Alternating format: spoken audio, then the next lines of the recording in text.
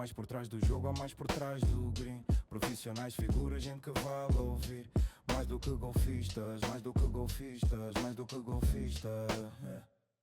Sejam muito bem-vindos a mais um episódio do nosso podcast Mais do que Golfistas, um podcast onde falamos de golfe e sobre golfe, com pessoas que o vivem de forma intensa e apaixonada. E hoje temos aqui um convidado muito especial, apesar da tenra idade, já tem um percurso muito interessante na nossa modalidade, e de referir o título de campeão nacional de profissionais em 2025, não poderia ser outra pessoa que não Tomás Bessa. Tomás, muito bem-vindo ao nosso podcast. Obrigado. E obrigado por estares aqui. E gostava de começar contigo com a pergunta bandeira do nosso podcast, que é: mais do que um golfista, quem é o Tomás Bessa? Assim, o Tomás Bessa é um jovem, digamos assim, apaixonado por golfe, que começou neste desporto desde os 5 anos, e pronto, fui fazendo também outros desportos, cresci em Paredes, lá está, comecei no golfe por influência do meu pai, que começou a ir com os amigos, começou a levar-me com ele a partir do momento em que eu conseguia andar e carregar os tacos minis, digamos assim. Comecei a ir com ele, comecei a gostar, comecei a dar uns shots e pronto, o bichinho ficou, e desde então tem sido uma etapa super gratificante, digamos assim, em termos pessoais, com altos e baixos, como há em todos os trabalhos, mas pronto, tenho passado por várias fases, mas de facto foi assim que começou, a ir com o meu pai, desde muito cedo. Mas esse início, uma vez que já estamos já nos levaste a esse início quando tu ainda eras muito pequenino, o que é que te lembras aí? Ou seja, a paixão pelo golfe foi instantânea, ou foi algo que foi começando a crescer? O que é que tu te lembras desses primeiros passos na modalidade? É assim, eu no fundo lembro-me de ir com o meu pai, mas de não jogar golfe, de andar com os tacos a dar pantofadas na bola de um lado para o outro, sei lá, a meter-me com os outros miúdos que também estavam lá, basicamente a fazer tudo o que não era golfe, no fundo. Portanto, eu acho que a paixão surge porque era um meio em que eu me divertia. Eu, como era um miúdo hiperativo, pode parecer um bocado contraproducente, tipo um miúdo hiperativo gostar de golfe, mas de facto andava pelo campo a correr, aos saltos, com os tacos na mão, e eu acho que isso também acabou por me fazer gostar da modalidade, porque sempre tive um grupo de amigos e sempre tive outros amigos do meu pai que também se metiam comigo e também gostavam que eu andasse com eles. Por isso eu acho que foi uma junção de fatores que me fez gostar e querer treinar e querer melhorar. Ali logo no início foi a liberdade de andar assim num campo no ar livre, não é? Ao ar livre, digamos assim, e porque também era um campo, ou seja, não era um campo, aquilo basicamente era um quintal. A Quinta da Laje era um quintal de um amigo do meu pai, que juntou ali uma série de máquinas e fez para lá uns tees e uns greens e uns bunkers, e conseguiu conceber ali um campo de bolso, digamos assim, um campo no seu próprio quintal, que acabou por juntava ali uns amigos ao fim de semana, e a malta ia jogar, não interessava a qualidade do jogo, não interessava para onde é que ia a bola, era rir e desfrutar da natureza e da modalidade. Pá, muitos de nós nem sabíamos agarrar nos tacos, mas pronto, de facto íamos para lá e divertíamos muito, e acho que foi isso que me fez ficar com o bichinho. Exatamente. E tu depois, ou seja, tu começas então na Quinta da Laje, não é? Que é o saudoso Quinta da Laje. Eu também comecei de Paredes, lembro-me bem. Mas depois passaste para Amarante, não é? Para um campo já diferente, uma academia diferente. Certo. Ou seja, como é que foi esta passagem? Foi completamente diferente, ou seja, eu quando vou para Amarante já tenho tipo aspirações de começar a treinar, de ter lições, ou seja, de entrar no mundo do golfe em si, de perceber, ok, isto é um par 3, isto é um par 4, isto é um drive, isto é um putt, pronto, assim, aí já tenho mais consciência do que é o jogo, do que é que tenho que treinar, portanto, e aí é que eu começo realmente a ter noção do que é o golfe. Estamos a falar por volta dos 7 anos, 8 anos, é que eu realmente começo a ter noção de bater na bola, do comportamento em campo, das regras, de ir às primeiras competições do Projeto Drive. Portanto, em Amarante, eu diria que foi quando eu fiz a minha iniciação formal à modalidade.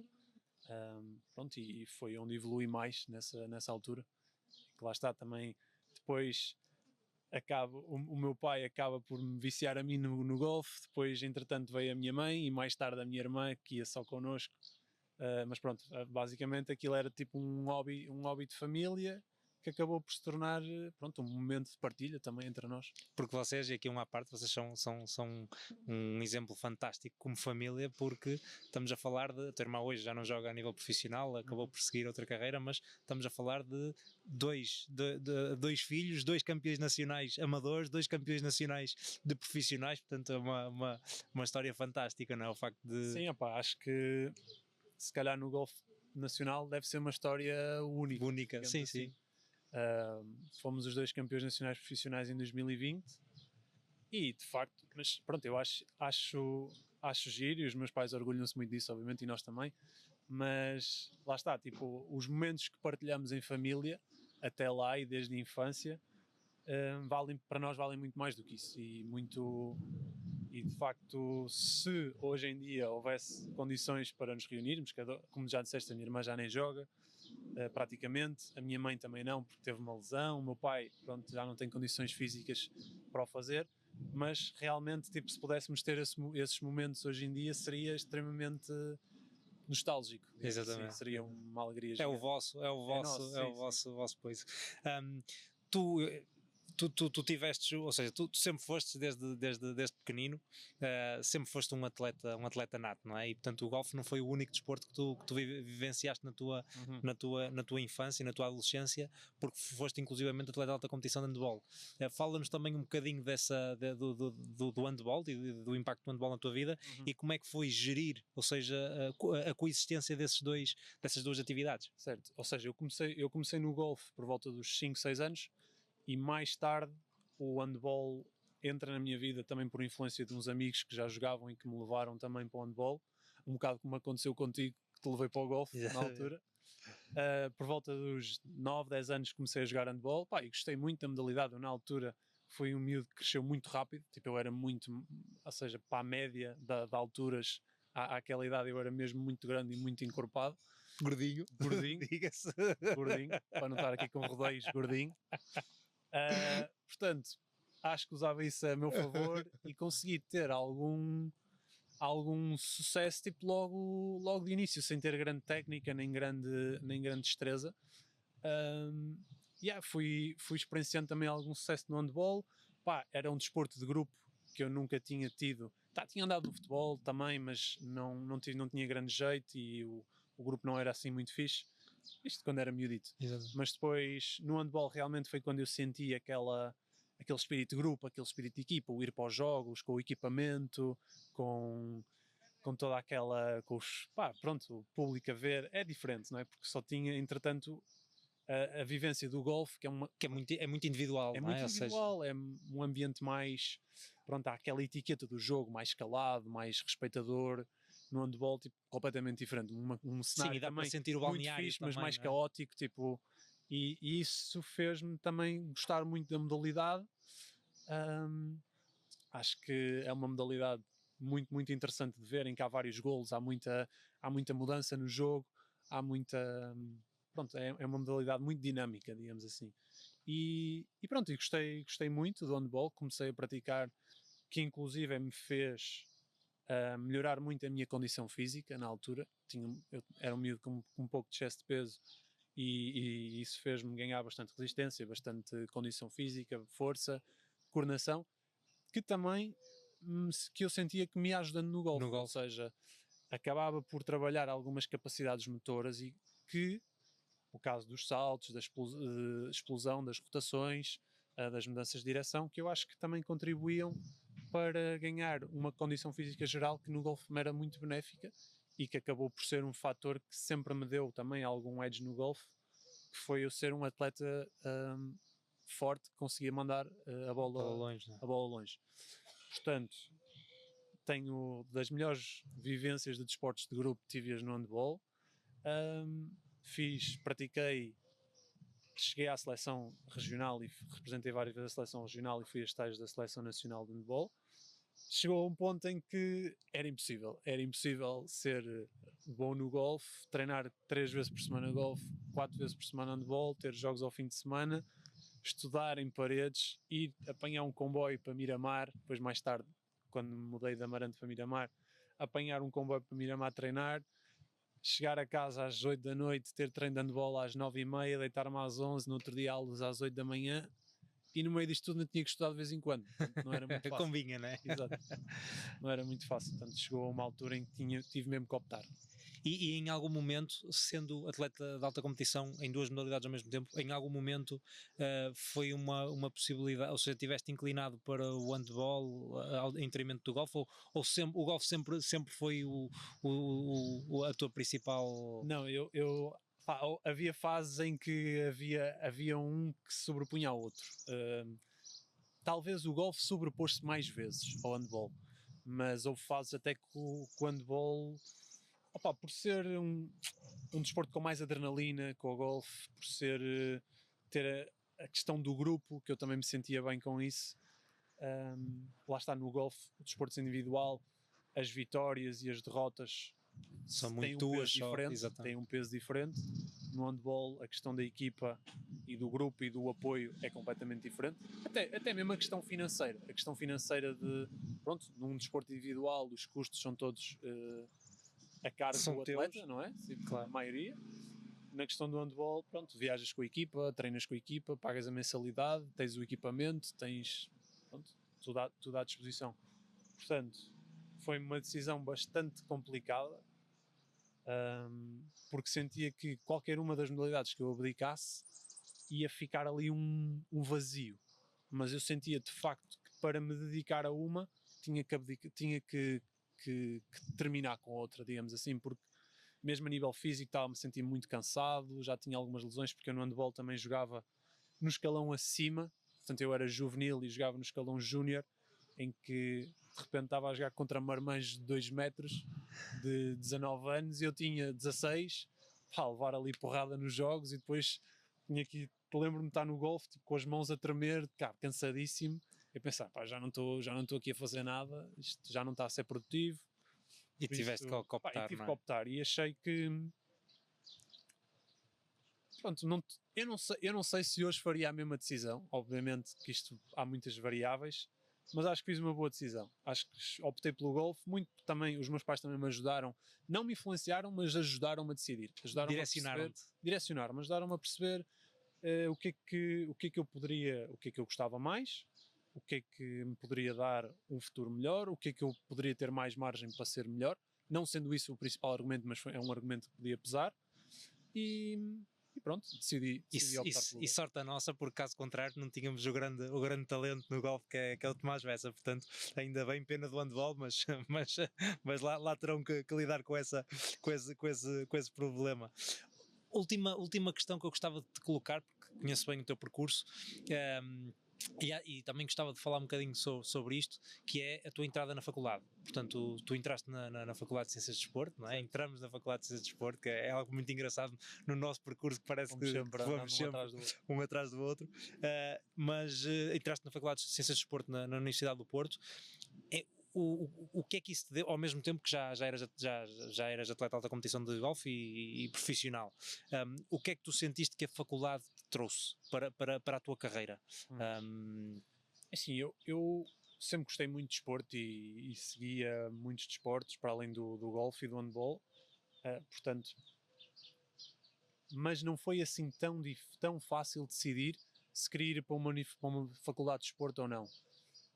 Porque eu lembro-me de estar a preencher a candidatura, eu era um aluno bom, com uma média bastante boa, podia escolher, não vou dizer todos os cursos, mas muitos cursos e algumas engenharias até, que eu tinha bom raciocínio, boas notas a matemática, inclusive eu lembro da minha explicadora de matemática, que eu tive umas explicações antes dos exames, dizer, vais para desporto, vais uma cabeça tão boa, tão raciocínio, não achas que uma engenharia não poderia ser melhor para ti e tal? E eu ficava a pensar naquilo, mas depois realmente pensei, o que eu quero o golfe, quero seguir este percurso, quero me profissionalizar e tentar uma carreira por aqui, vou escolher desporto, porque eu acho que isso me vai complementar, acho que me vai enriquecer, para além de ser o que eu mais gosto, acho que me vai enriquecer em termos desportivos e em termos de conhecimento das ciências do desporto, não é? Como diz o curso, acho que me vai enriquecer nesse sentido e pode ser que tenha um transfer bastante direto para aquilo que é o meu objetivo.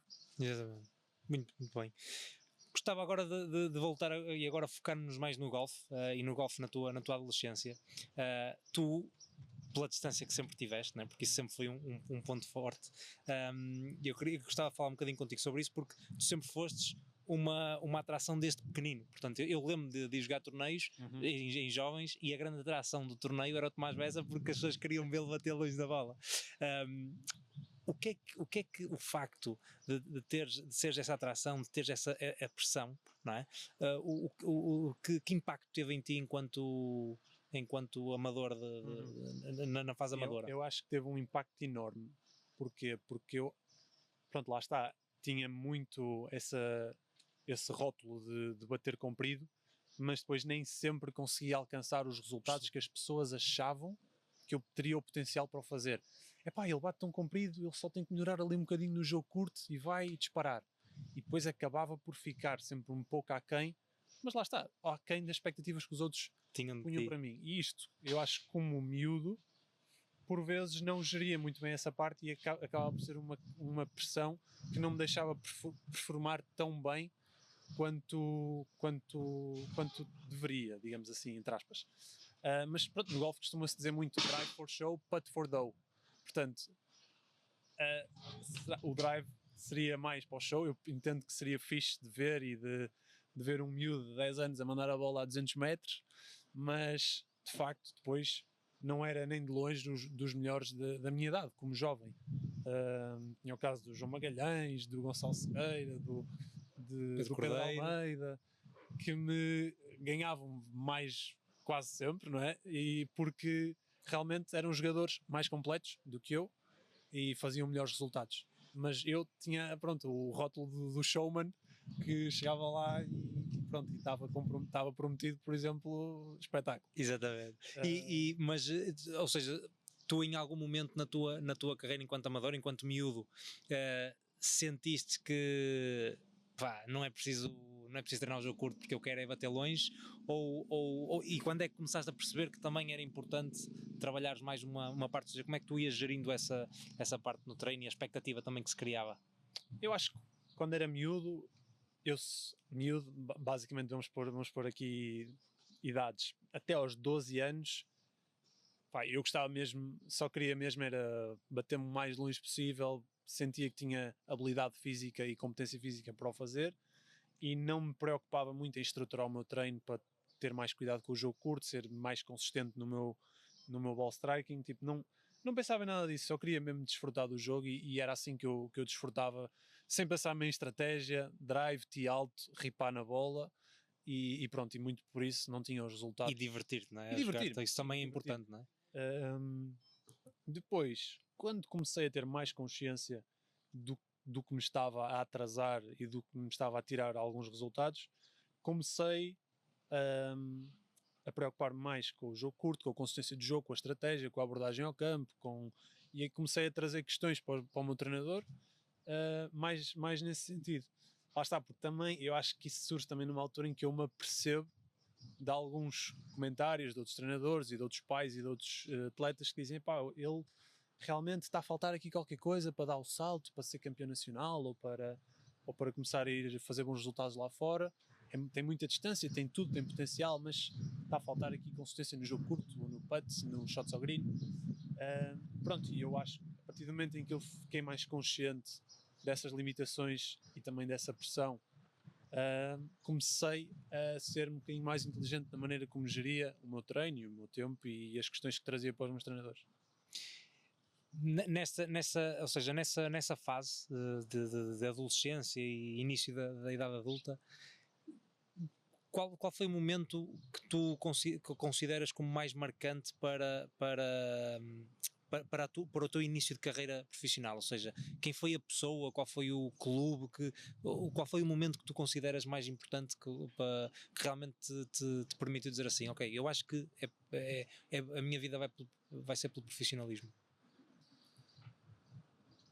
É difícil de apontar um momento, digamos assim. Eu acho que houve várias pessoas e vários momentos e vários amigos e treinadores e os meus pais inclusive que me marcaram ao longo do tempo e que me foram ajudando ou encaminhando para eu sentir que tinha condições e ferramentas para trabalhar e para vingrar no mundo profissional. Sem dúvida que a mudança de de Amarante para Miramar foi uma delas, ou seja, mudei de um clube em que eu estava muito cómodo, que muitas vezes não tinha competitividade nos treinos, para um clube em Miramar onde tinha mais pessoas a jogar.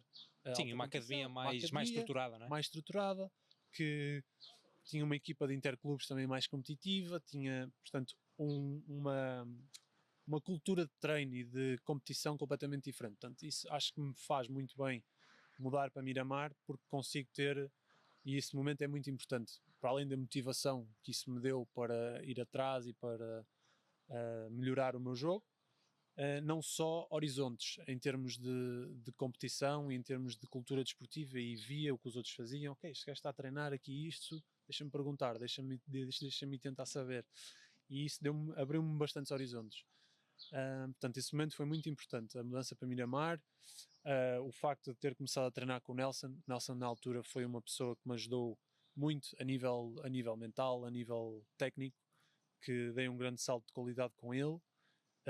Cultivava em nós, em Miramar, um espírito de equipa e de treino, como eu nunca vi em nenhum clube, que realmente juntávamos ali na salinha, mostrávamos e conseguimos ter aquele sentimento balneário, não é? Eu saía dali com a pele, eu só queria pegar nos tacos e treinar ali à chuva em Miramar, com aquele vento todo, não valia a pena, dava chuva, dava sol.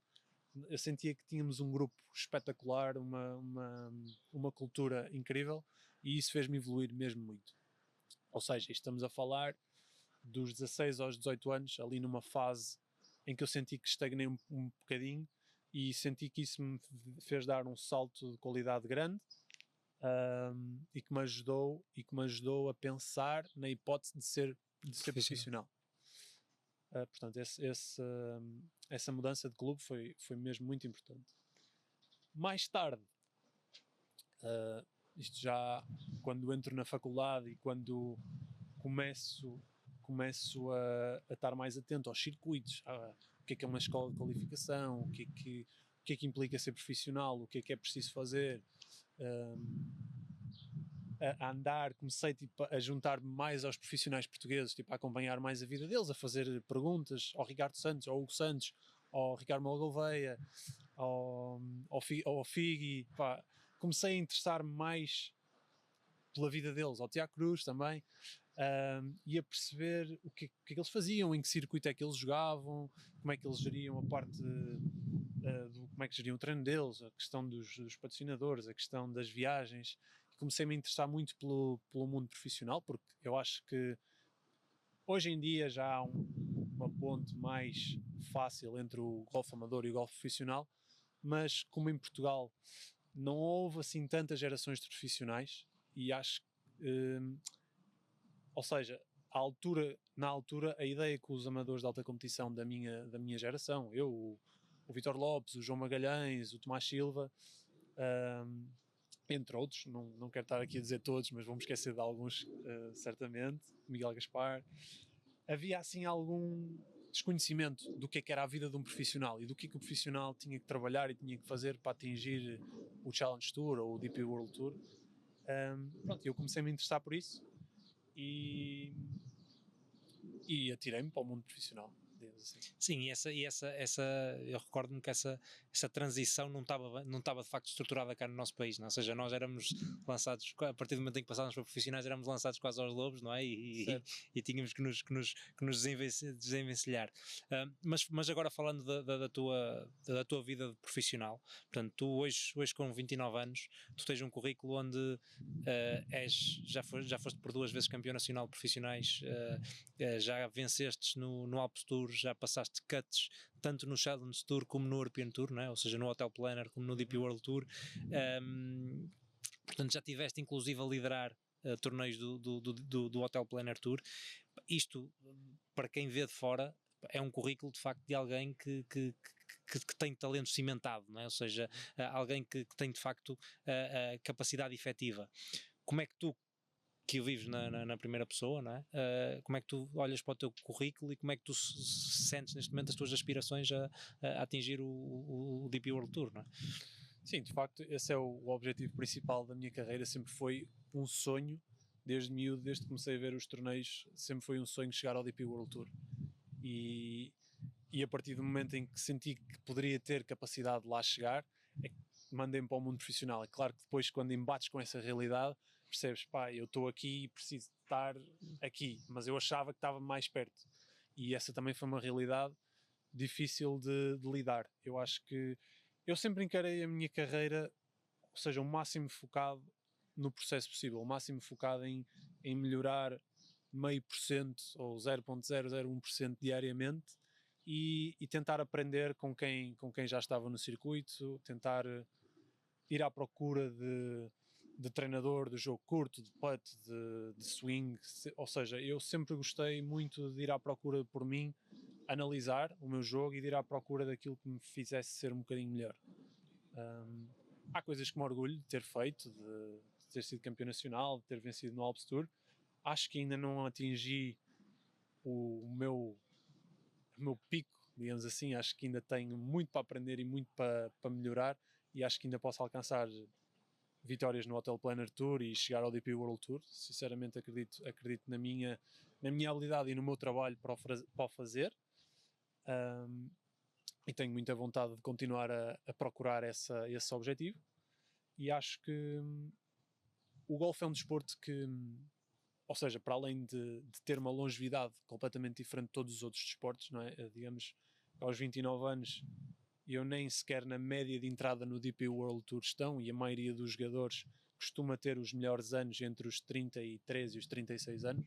Portanto, se olharmos para a média dos jogadores do DP World Tour e mesmo do top mundial, salvo raras exceções, é um desporto que o pico de forma é mais tarde na idade. Porque isto porquê? Porque acho que é um desporto que requer muita experiência de competição e muito conhecimento pessoal em momentos de pressão. E lá está, são essas vivências acumuladas que fazem o jogador evoluir. Muitas vezes, acontece inúmeras vezes, e com todos os jogadores de alta competição de golfe já aconteceu, uma pessoa chegar ao campo de treino e chegar aos dias anteriores da competição e sentir que as coisas estão a sair bem, estão a correr bem, tal e qual que aquilo como queríamos. Chegamos ao T1 com os nervos, com a pressão de querer fazer bons resultados. Ao T1, quem diz ao T1 diz ao buraco 18 com o torneio a ganhar por uma, ou a ter que fazer par para passar o cut. Portanto, tudo isso são situações que nos põem em stress, e o swing, o golfe, é um desporto tão técnico que muitas vezes uma pequena manipulação, uma pequena alteração do ritmo cardíaco Já provoca uma alteração técnica que nos faz ter um shot que nós não estávamos à espera. E isso, apesar de ser frustrante, é uma coisa que sempre me fascinou. Ou seja, e muito do meu processo desportivo e processo de melhoria é com base nesses momentos. Ok, eu lembro-me daquele momento em que eu me sentia mais tenso, as minhas mãos estavam um bocadinho mais tensas, mais rijas, a segurar no taco, e isto provocou-me este shot. Ok, eu vou continuar a trabalhar no meu processo, mas vou aprender para, quando estiver nessa situação, numa situação semelhante da próxima vez, sentir que já tenho mais bagagem e mais soluções para reagir a essa situação, para performar melhor. Portanto, e eu acho que essa acaba por ser um bocado a razão pelo qual o pico de forma no golfe é mais tardio. É mais tardio. Não só a nível físico, não existe tanta decalagem física como existe no ténis, por exemplo, em que temos hoje em dia um Djokovic aos 36, 37 anos a performar incrivelmente, mas que não é nada normal. Tanto os jogadores no ténis ou no futebol, em que são desportos mais físicos, aos 30 e poucos anos acabam por ter uma quebra grande de rendimento. No golfe, sim, consegues-te manter muito não mais. me condiciona tanto o rendimento. Claro. Ou seja, o golfe é um desporto em que a coordenação física prevalece sempre à explosão, à força, à resistência. E por isso acaba por por haver imensos casos, por exemplo, o caso do Miguel Ángel Jiménez, que teve mais sucesso até no Champions Tour do que no Champions, que é dos 50 anos para a frente, do que propriamente na carreira dele como profissional, entre outros jogadores. Até porque tu falaste de uma coisa muito interessante, que é de facto isso, que é no golfe tu precisas muito, ou seja, essa preparação mental e até de te ver em situações de liderança, porque, por exemplo, no teu caso, quando nós dizemos que tu já estiveste a liderar torneios do Hotel Planner Tour, não foi uma vez, não é? Tu já estiveste a liderar 2 ou 3, portanto, e cada vez te sentes mais, ou seja, cada vez te sentes mais preparado para quando estiveres novamente nessa posição para aí sim performar. Sim, sem dúvida, ou seja, sinto que adiciono bagagem e conhecimento pessoal para lidar com esses momentos. E da minha experiência fui tendo treinadores que me ensinaram a gerir esses momentos. Nesses momentos deves, inclusive psicólogos e mental coaches e mesmo treinadores técnicos, ensinar respirações, visualização, pensar nos cenários em casa e como eu quero reagir a eles, antecipar, ok? Mas acho que a vivência da própria situação é uma questão mesmo muito particular. E lá está, há atletas, como o caso do Rory McIlroy, Tiger Woods, que aos 19 anos parece que nasceram a saber, ensinados a lidar com toda essa pressão e todas essas expectativas que tinham para eles, e eles entregam o torneio, entregam os bons shots na altura certa. E há outros, se calhar Tomás Bessas desta vida, que tem que aprender, chegar, tem que aprender exatamente, à força e à bruta e a repetir e a escrever no quadro e mais com muita vezes, frustração, não é? e com mais frustração pelo caminho, mas que todos os percursos são diferentes, e eu acredito que tenho capacidade, habilidade, sem habilidade acho que não é possível, mas capacidade de trabalho para aprender com essas situações e para me voltar a pôr nessas situações repetidamente. E lá está, como disseste bem, da próxima vez que eu estiver a liderar um torneio do Hotel Planner Tour, já vou estar mais calmo, já vou estar mais ciente, não vou estar tão preocupado com as consequências de falhar, seja o que for. Ou seja, portanto, bagagem que se vai acumulando é sempre um... Sim, até porque eu referi o teu currículo exatamente por isso, porque uma coisa, e acontece, o golfe, todos os esportes são assim, mas uma coisa é um pico isolado, não é? E no teu caso, o teu currículo demonstra isso, não é? Portanto, de facto, não há dúvidas da tua capacidade de lá estares, e por isso é que o tens feito de forma repetida, mesmo nas melhores divisões, tanto principalmente no Hotel Planner Tour, que tens de facto conseguido colocar várias vezes nessa posição. Eu gostava muito, que eu acho que no teu caso, e lá está, apesar da tua tenra idade, não é? Porque tens 29 anos, acho que tens uma história até inspiradora, devido ao ponto de carreira que tu passaste recentemente face à tua lesão. E eu gostava de ir aí um bocadinho a esse momento contigo, que é, em primeiro, a lesão, não é? Porque foi uma lesão que quase que te atirou para fora dos relevados, e depois também, ao mesmo tempo da lesão, eu sentia, porque te conheço bem e nós estamos muito próximos um do outro, eu sentia também que mais do que essa lesão também havia aí um sentimento de frustração com o golfe e de saturação, e portanto eu gostava de que tu falasses um bocadinho desse momento da tua carreira e como é que tu consegues sair desse ponto onde estavas, e passado pouco tempo estás a ser campeão nacional de profissionais. Conta-nos um bocadinho sobre o que é que se passou nesse momento. Assim, eu tive uma lesão na mão esquerda, fiz uma fratura óssea é uma fratura de stress, digamos assim, é uma fratura que acontece devido à repetição, em que eu em 2023, depois de ter tido o meu melhor ano no Hotel Planner Tour, em 2023 comecei a sentir algumas dores no verão, na mão esquerda, e pronto, estava a meio do ano e estava numa altura em que falhava alguns cuts por o jogo não estava perfeito, mas não estava mau, eu sentia que podia pontuar e tinha aquela pressão, não é, de ter que pontuar para manter o cartão. E para subir no ranking, e não quis parar para ver realmente o que é que tinha, e comecei a tomar brufenes a torto e a direito para conseguir colmatar um bocadinho as dores e dar-me paz para conseguir jogar.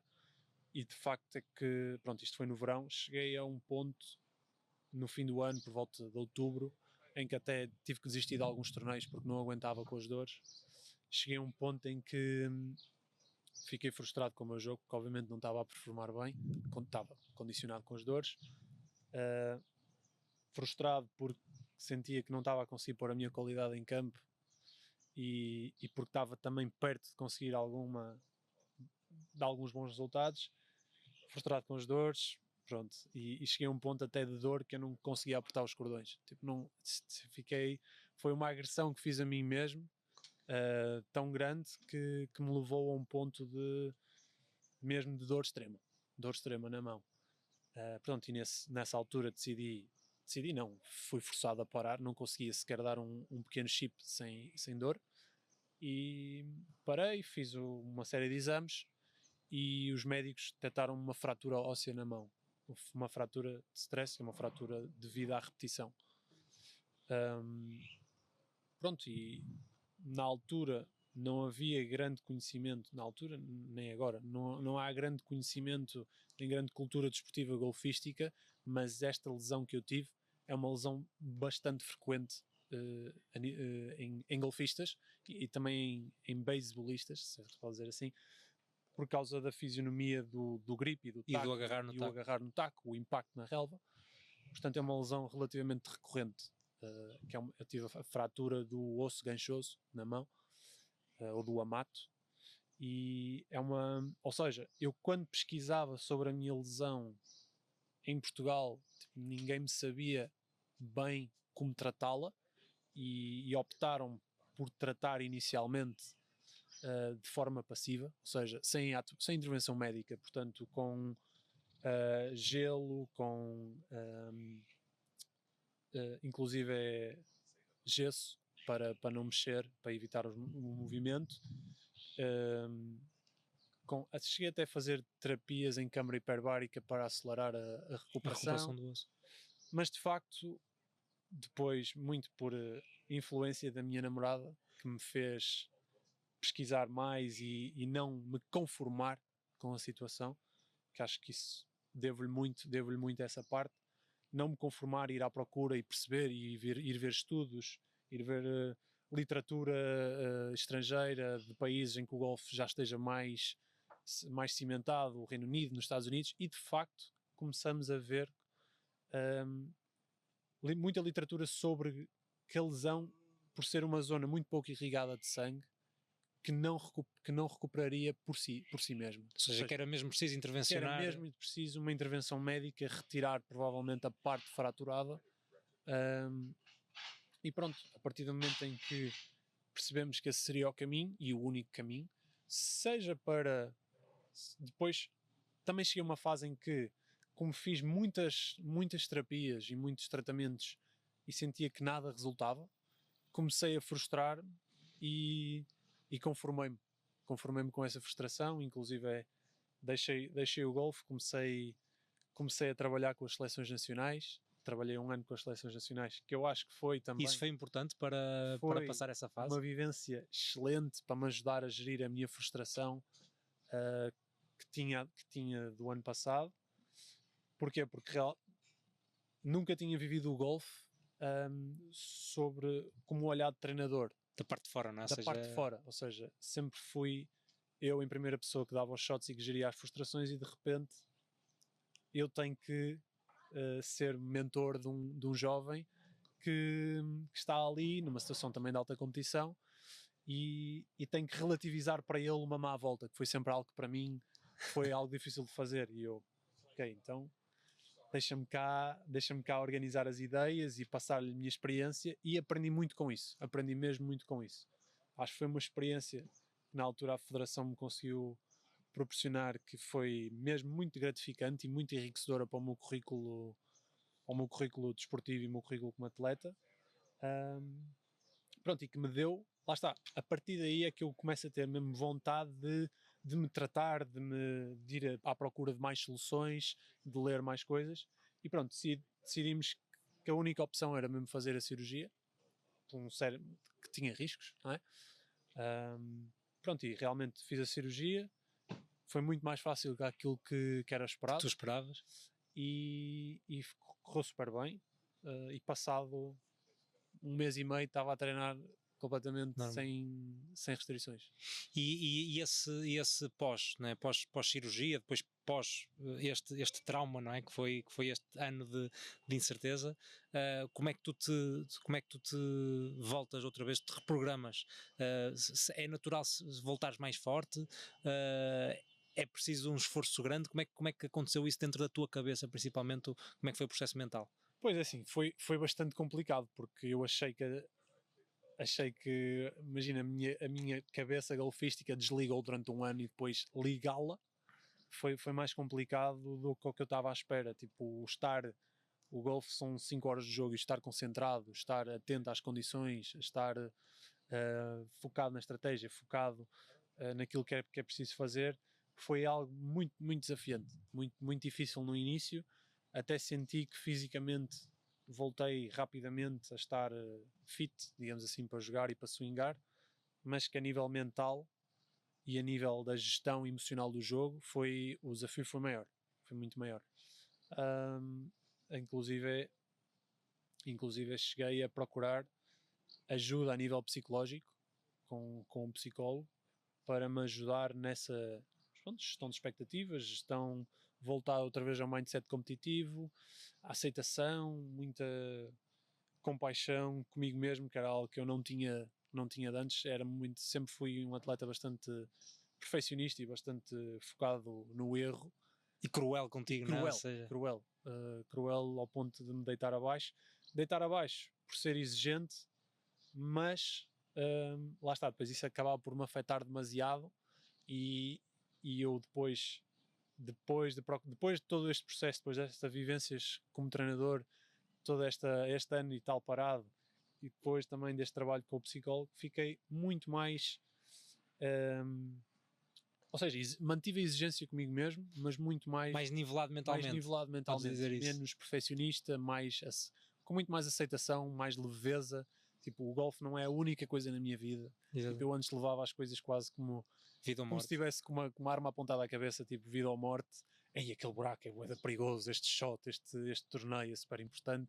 Pá, não, tipo, hoje em dia já levo as coisas com uma leveza completamente diferente. Claro que eu quero ser bom e melhorar e ser muito exigente comigo, mas pá, chego a casa, tenho a minha família, tenho a minha namorada, tenho a minha vida a andar, a correr, e muitas vezes tipo, ela diz-me, ajuda-me a gerir estas emoções e diz-me, pá, quer ganhes ou quer percas, vens para casa e está tudo igual. Sim. Portanto, sim, a verdade é que o golfe, mesmo o próprio jogo em si, não é um jogo de momento, não é? Ou seja, são 5 horas, são 18 buracos. Exatamente, e portanto... eu acho que o momento, as voltas, as semanas, os torneios, os meses são demasiado valorizados.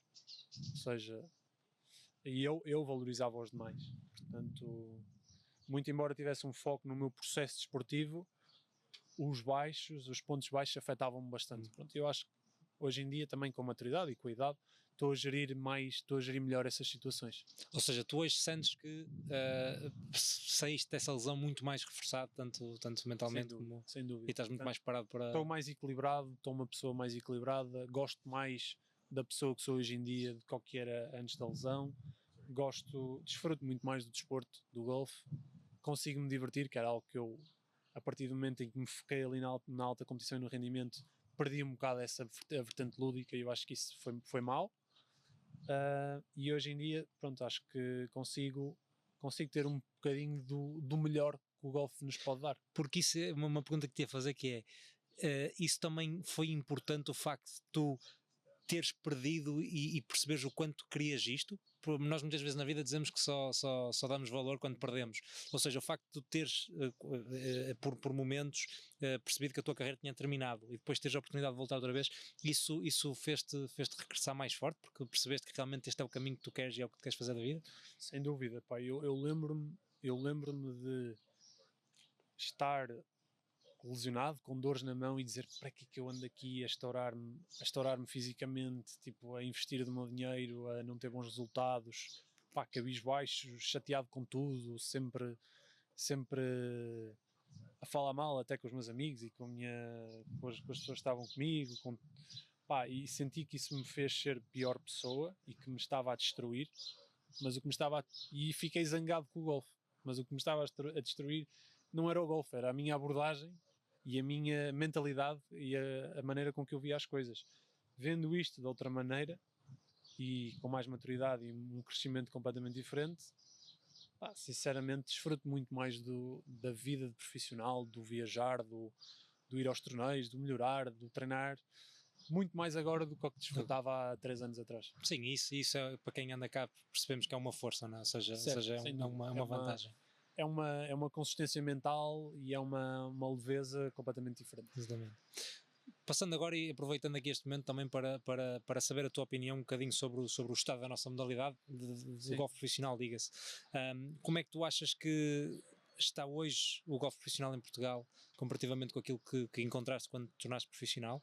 Portanto, em que momento é que tu achas que nós estamos e o que é que achas que ainda é preciso fazer para melhorar? Não é? Uhum. Eu acho que estamos num momento, olhando apenas aos números e aos factos, estamos num momento extremamente positivo. Cada vez há mais jogadores a competir no DP World Tour. Penso que temos 2 jogadores com cartão full do DP World Tour, temos 2 jogadores a competir no Hotel Planner Tour, mais jogadores a competir no Hotel Planner Tour por convite, que é o meu caso. Portanto, tivemos agora o Ricardo Mel Gouveia e o Dani na luta por ganhar um título do DP World Tour, embora o Ricardo Santos já tenha sido vencedor do DP World Tour há uns anos, em 2012, salvo erro, e a ter a era de ouro dele, mas digamos que era um one-man army, digamos assim, e abriu muitas portas, certamente, para muitos profissionais, e eu também era uma das minhas referências, mas eu acho que o golfe hoje em dia, para além dos jogadores haver mais jogadores, o nível de jogo está melhor. Há mais jogadores e o nível de jogo está melhor, a nível profissional. E acho que isso acaba por ser uma inspiração também para mim e para os jogadores que estejam nos circuitos abaixo, que queiram dar o salto. Fiquei muito feliz com o facto do Dani ter conseguido o cartão para o DP World Tour e se ingrado logo e ter logo bons resultados, o que mostra que os jogadores têm qualidade e conseguem fazê-lo e conseguem ter bons resultados nos torneios internacionais, mesmo vindo de um país com apenas 15 mil golfistas, em que não há cultura desportiva de golfe praticamente nenhuma. Conseguimos competir com outros países em que têm 20 vezes mais associados e gerações de conhecimento e de profissionais. Acho que estamos numa fase muito positiva, numa fase de ascensão. Sinto, para além de estarmos numa fase de ascensão, sinto que ainda há muito que se pode fazer, não só o trabalho da PGA e da Federação, que também noto que nos últimos anos tem sido cada vez mais síncrono e cada vez mais direcionado para dar mais condições aos profissionais, não só financeiras, como de entradas no Hotel Planner Tour, como circuitos nacionais que consigam dar rotação e competitividade aos jogadores. Portanto, sinceramente, o golfe profissional de agora versus o golfe profissional de há, vamos dizer, 7, 8 anos, foi quando eu entrei, está a crescer não só a nível de jogo, a nível de logística, a nível de oportunidade, e portanto está numa fase extremamente positiva e sinceramente ainda vejo que se possa crescer. Há grande margem ainda para crescer e coisas a serem feitas. Até porque, e isto era uma coisa que também te queria perguntar, que é, nós sentimos, eu acho que nós estamos a viver um momento em que realmente se sente que o golfe profissional está em alta. Porquê? Porque eu acho que isto nunca aconteceu, que é o facto de todas as semanas, tem acontecido nas últimas 4 semanas, nós tanto no DP World Tour como no Hotel Planner, nós temos portugueses, mais do que um, não é? A lutar por vitórias e a estar nos top 10. Portanto, isto realmente é um sentimento real o que está a acontecer.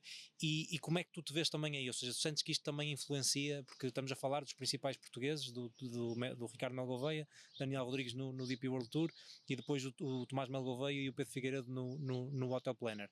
Mas vocês o vosso grupo que joga também o Hotel Planner por convites, tu sentes que isto também vos motiva e também vos faz acreditar que é possível lá chegar? Sem dúvida, isso eu acho que nos motiva, que nos puxa, que nos faz acreditar que realmente é possível vencer torneios no Hotel Planner Tour, vencer torneios no DP World Tour, chegar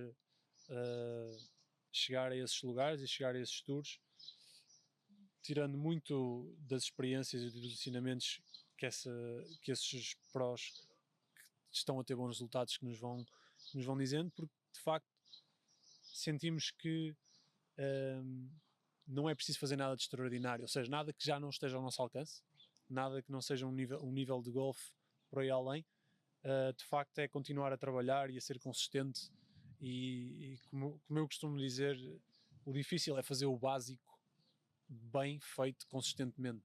Não acho que haja uma poção ou um treino XPTO ou uma rotina maluca de treino ou não acho que haja segredos. Eu acho que realmente o básico, e os jogadores que tiveram sucesso, portugueses e não só, fazem o básico bem feito consistentemente. Portanto, é realmente isso está ao alcance de qualquer um de vocês. Isso está ao nosso alcance. Eu sinto que está ao meu alcance também. De facto é fixe ver esses jogadores a materializarem esse sucesso. Realmente foram jogadores. No caso do Dani, tipo, eu lembro-me dele andar tipo, em Miramar, ter 1,20 m, andar lá com os óculos dele, tipo, a o mago de jogo curto que... Exato, que o gajo a dar toques na bola, a chipar no chipping green. De repente vejo tipo, na televisão a liderar um torneio ou no último grupo de um torneio do DP World Tour. Pá, fico genuinamente contente e fico também, pá, eu também sinto que isto está ao meu alcance. Portanto, vamos puxar o limite, vamos forçar, ok, isto não está assim tão longe como pode parecer. Sim, e vamos todos, não é? Tomás, última pergunta nesta fantástica conversa. O que é que dizem os teus olhos? Não, estou a gozar, isto está à alta definição, não estás, ainda não chegaste à alta definição. Não, queria-te só perguntar, pedir, ou seja, para se tivesses, uma vez que este podcast também é direcionado lá para casa, e também para motivar um bocadinho quem está lá em casa a ouvir-nos a experimentar esta modalidade fantástica, se tivesses 30 segundos para convencer alguém a jogar golfe, o que é que dirias? 30 segundos, ora bem, não conheço ninguém que tenha experimentado e não tenha gostado. Logo para ficarem ao nível. E depois, pá, é um desporto fantástico. Não há desporto nenhum em que possam conviver pai, avô, filhos, netos, pá, a desfrutar da natureza durante 5 horas. Podem ver também, é um desporto em que a competição é connosco mesmos, é nós tentarmos retirar a nossa melhor habilidade, o nosso melhor golfe em campo, que a maioria das vezes não vamos conseguir, mas que vamos chegar ao último buraco e vamos dar aquele shot perfeito que nos vai deixar agarrados para o dia seguinte. E é um ensinamento de vida. O desporto transmite-nos valores que eu sinto que me ajudaram muito na minha vida académica, na minha vida pessoal, o respeito ao próximo, o saber estar, e especialmente hoje em dia, tanto para jovens como para adultos, como para reformados, para passarem o tempo. Pá, eu sinceramente acho que é o melhor desporto que existe. Fantástico. Tomás, muito obrigado. Sabes que esta conversa tem um significado muito, muito especial até a nível pessoal para nós, porque claro, já nos conhecemos desde os 5 anos, já lá vai uma vida inteira, e é um orgulho também para mim ver o que é que tu conquistas, e obrigado por estares cá e força, tenho a certeza que continuarás a ser a referência que és para o Golfe Nacional e para a PGA Portugal. Portanto, muito obrigado pelo convite, por estares cá. Muito obrigado. E lá para casa também vos gostaria de agradecer a vossa presença, estarem aí desse lado. Este foi mais um episódio do podcast Mais do que Golfistas da PGA Portugal. Esperemos que continue aí, que nós certamente continuaremos. Mais do que golfistas,